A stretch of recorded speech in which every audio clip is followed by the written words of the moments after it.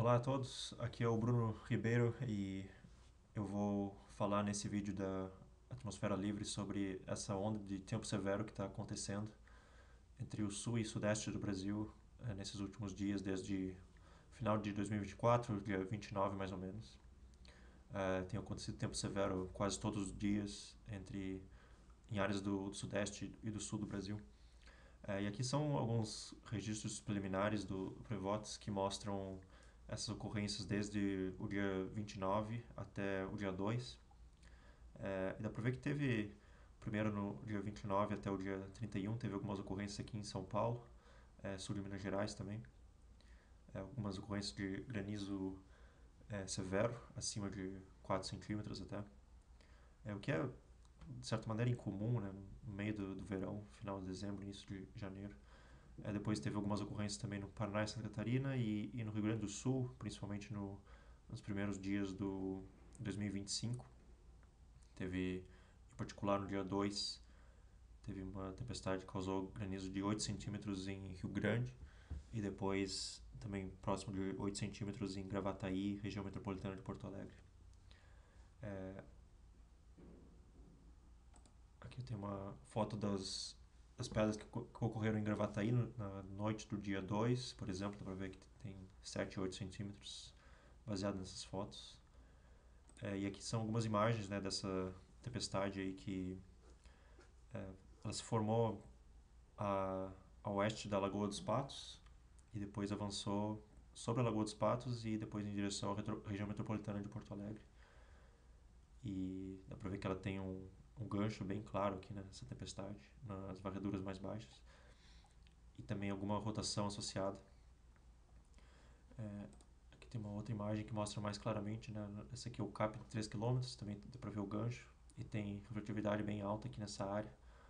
É, até o mesh, né, que é o máximo tamanho de granizo estimado, com base nas características do radar, estimou até o granizo de 7 a 8 centímetros também nessa tempestade, que foi bastante condizente com o que aconteceu. E esse radar aqui é o radar banda C, que está operacional na região metropolitana de Porto Alegre. Por enquanto a gente não tem acesso a esses dados, mas espera-se que no futuro eles sejam disponibilizados, né, pelo menos as imagens, para que se possa acompanhar em tempo real. Então eu vou falar um pouco sobre esse evento de maneira geral, né, começando lá pelo dia 29. É, e hoje, só para finalizar essa análise assim, do que tem acontecido, né, dá para ver que aqui em São Paulo também está tendo algumas tempestades. Teve essa tempestade aqui que causou danos nessa área aqui americana, Campinas também. E granizo grande, até de 5 6 centímetros nessa área aqui. E algumas outras no Vale do Ribeira também que estão produzindo granizo significativo. Então essas tempestades têm acontecido, né, desde o dia 29 mais ou menos. Claro que varia mais ou menos a posição, o lugar onde elas ocorrem, mas isso tem ocorrido há alguns dias, né? Então, analisando a questão de grande escala primeiro, eu vou voltar lá no dia 29, deixa eu começar pelo sudeste aqui. Então, bom, como é verão, né, se tem sempre a quantidade de umidade alta no Brasil central, principalmente. É, tem bastante aquecimento diurno, instabilidade termodinâmica durante a tarde. A única coisa que falta no meio do verão é esse elemento do vento. É um vento um pouco mais intenso na média troposfera que vai favorecer tempestades mais organizadas. E as tempestades que aconteceram nesses últimos dias a maioria delas foram supercélulas, né, que são tempestades bem organizadas, e geralmente ocorrem com uma condição em que tem esses elementos do vento intenso. E geralmente não ocorre muito no verão nessa região aqui do centro do Brasil porque não tem esses elementos do vento. Os ventos são fracos em médios níveis. Mas se a gente voltar aqui lá no dia 30, né? Primeiro, um fator aqui é que tinha temperaturas bastante baixas aqui sobre o sudeste e teve registros de tempo severo nessa área aqui nos dias 29 e 30. Então dá para ver que tem temperaturas bem baixas, né, na média troposfera, o que também é bastante incomum nessa época do ano. Mas os ventos não estão muito intensos, né? são ventos aí de 10, 20 nós. Então, geralmente isso não seria o suficiente para causar tempestades severas. A questão é que nessa situação aqui, além disso, tem um jato subtropical aqui, isso aqui é em 250 kPa, que está um pouco mais intenso, né, do que o normal nessa região aqui. A gente pode ver as anomalias. Se voltar aqui lá no dia 30, dá para ver que esse jato está bastante intenso, mas isso aqui é o vento em 250 kPa, então é bem alto na troposfera.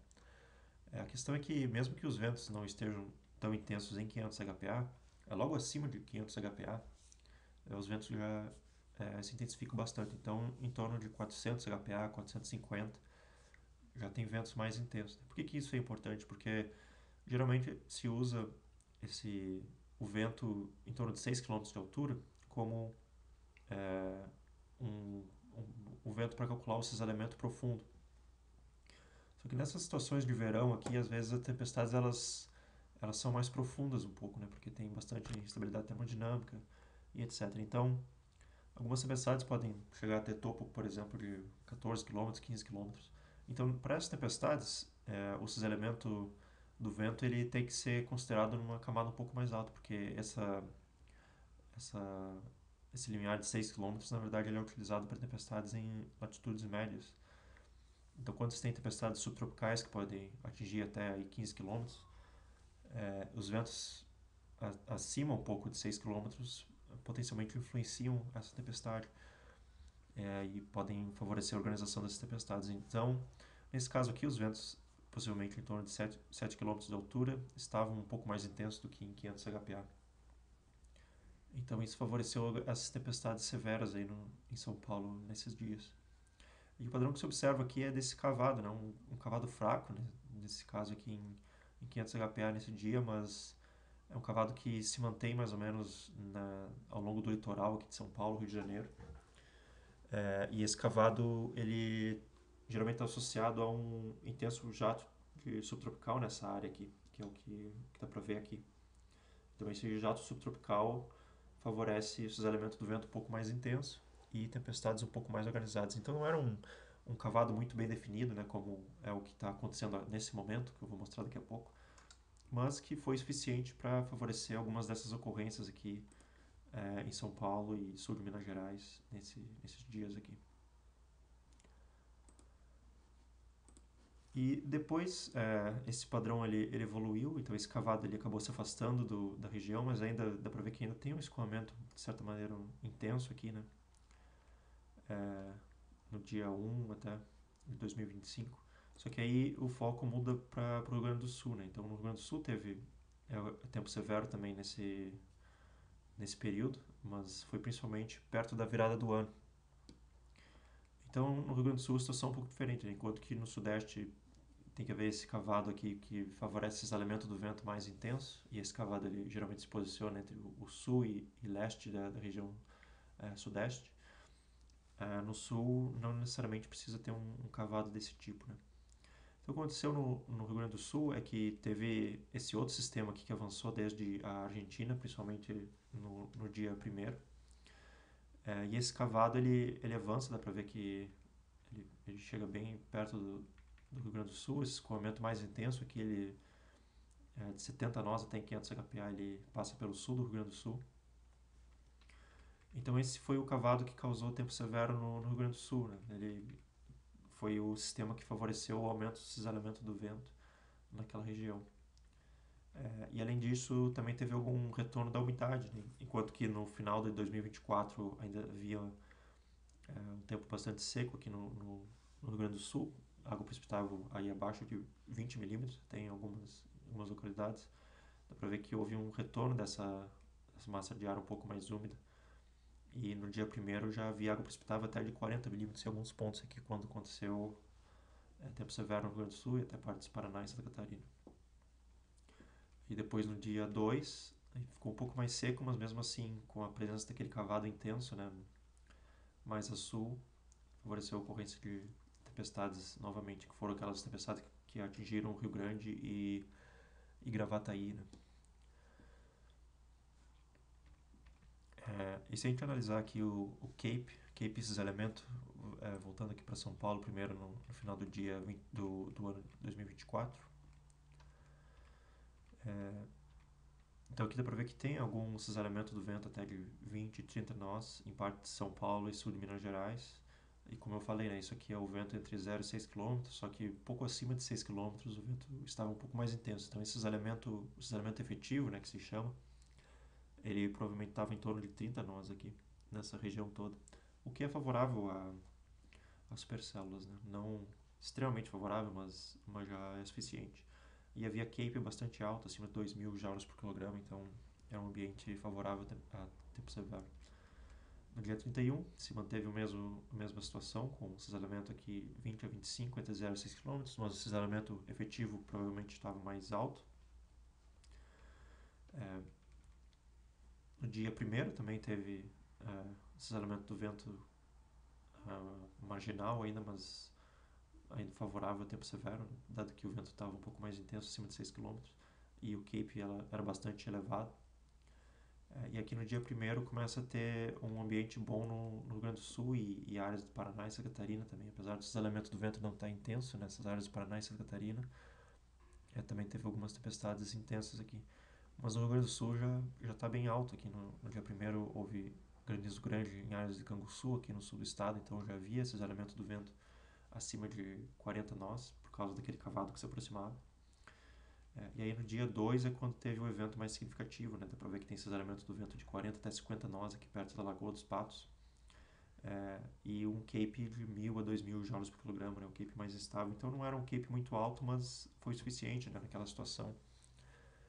Dado que o cisalhamento era bastante intenso e havia também uma forçante, né, para levantamento bastante alta, bastante intensa, né, com esse cavado se aproximando.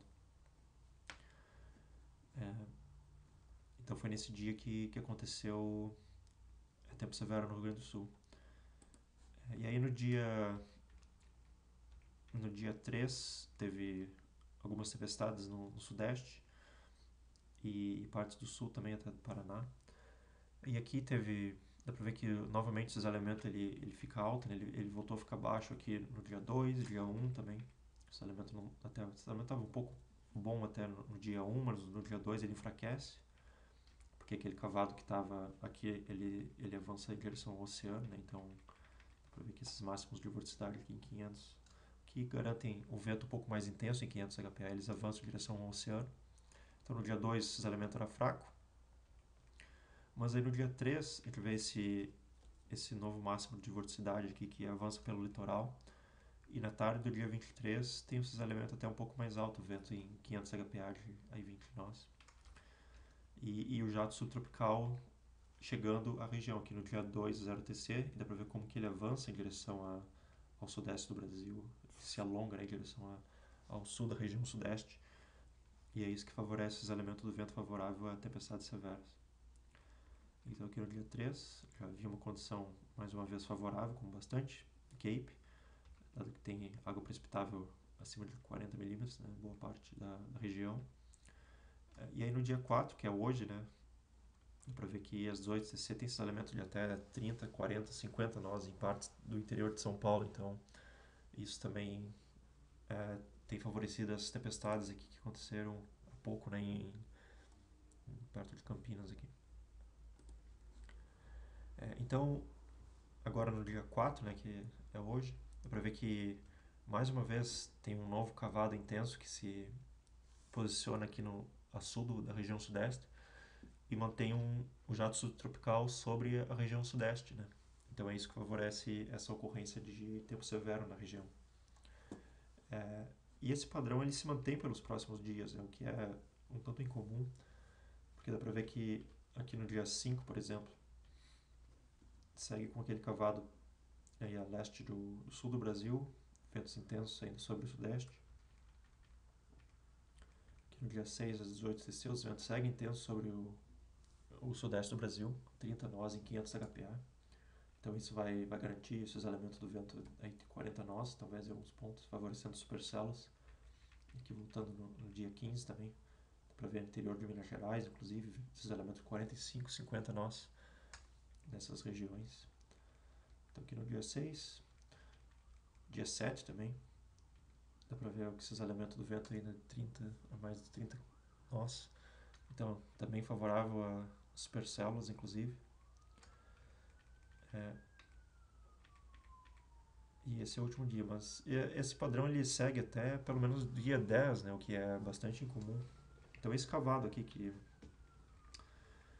está a sul da região sudeste, aqui, que mantém esse escoamento intenso em 500 HPA, é o principal causador dessa onda de tempo severo, né? Então houve um cavado no final de 2024, depois esse cavado avançou em direção ao oceano, e agora entre os dias 2 e até o dia 10 se mantém entre os dias 13 e o dia 10 de janeiro de 2025 se mantém esse cavado aqui, favorecendo o tempo severo no sudeste, né? Porque, como eu falei antes, esses elementos do vento é o único ingrediente que não tem disponível no sudeste no verão. Tem umidade, tem instabilidade termodinâmica, mas não tem esses elementos do vento. Então, quando tem um sistema desses que proporciona ventos intensos em médios níveis, né, e esses elementos do vento mais intensos, geralmente tem tempo severo no sudeste. E também o fato de que esse sistema se mantém por vários dias aqui é bastante impressionante. Então, analisando alguns aspectos de grande escala, né? Primeiro, aqui no dia 30, dá para ver esse aqui é o vento, a anomalia de vento em 250 HPA, então o jato era bem intenso aqui no final do dia 2024, centrado aqui sobre o sul do centro-oeste e partes do sudeste, então isso favoreceu o tempo severo entre os dias 29 e 31 no sudeste. Depois, esse vento até se mantém intenso aqui no dia 1º, aqui é quando tem aquela quebra, né? No dia 1º e dia 2 acontece tempo severo no sul e não tanto no sudeste. Dá pra ver que o jato enfraquece, em termos de anomalia. E aí depois no dia 2 se aproxima novamente esse outro jato aqui, né? Que agora se mantém entre os dias 13 até o dia 10, 5, dia 6, dia 7, dia 8. Então é uma configuração bastante anômala, né, no sudeste, porque a manutenção desse cavado, aqui dá para ver aqui a anomalia de altura geopotencial em 500, a manutenção desse cavado aqui sobre essa região do Atlântico é um tanto incomum no verão. Então o cavado ele se mantém ali por mais ou menos uma semana. É claro que ele se movimenta, mas ele mantém um jato subtropical bastante intenso, né, nessa região por cerca de uma semana, o que é bastante incomum. E aí só analisando em grande escala novamente, né, e se a gente voltar no tempo, dá para ver que esse cavado que está na região sudeste, né, hoje mais ou menos dia 4, ele é um cavado que se estende, né, desde essa área aqui em torno de 40 sul até o sudeste. E ele se origina lá da região da Patagônia, dá pra ver que voltando no tempo aqui, né, a cada 6 horas. Esse cavado ele estava lá no Pacífico Sul, no final de 2024, e aqui ele se separa do escoamento. Então, conforme tem esse outro sistema progressivo aqui que causa a formação dessa crista aqui, corrente abaixo, pela liberação de calor latente, isso acaba separando esse cavado do restante do escoamento mais intenso. Então esse cavado ele se torna um vórtice ciclônico de altos níveis, né, como é chamado aqui na América do Sul. E aí ele vai se propagando para Nordeste, né, favorecido pelo escoamento em grande escala, e se posiciona nessa região aqui do Atlântico e se estende até o sudeste do Brasil. Então é isso que vai manter essa situação, né, de tempo severo. E aí lá no dia 8 de janeiro esse cavado perde força, o máximo de vorticidade acaba enfraquecendo e se movendo em direção ao Atlântico, né, até ser consumido, ser transportado novamente pelos jatos de altitudes mais altas. Mas segue ainda havendo um certo cavado aqui sobre o sudeste, né, até o dia 10, dia 11. No dia 2 tem mais um cavado que se aproxima aqui de acordo com o GFS. Então é uma situação bastante incomum, né? Esse cavado aqui que ele se forma, avança em direção a altitudes mais baixas e se mantém aqui por vários dias. E é isso que tem favorecido o tempo severo no sudeste, né? Então é uma situação que vai se manter pela próxima semana. E possivelmente final de dezembro e início de janeiro vão ser algumas das semanas mais ativas aí do verão em termos de tempo severo no sudeste, né? E inclusive o fato de que tem cisalhamento intenso, né, favorece a ocorrência de granizo principalmente, porque aí tem a ocorrência de supercelas. Vento intenso ocorre no verão em partes do centro do Brasil, mas granizo severo acima de 4 centímetros é incomum por causa da falta de cisalhamento que faz com que ocorram supercelas, né? Então era isso que eu tinha para hoje. Aproveitem os próximos dias com tempo severo no sudeste e até uma próxima.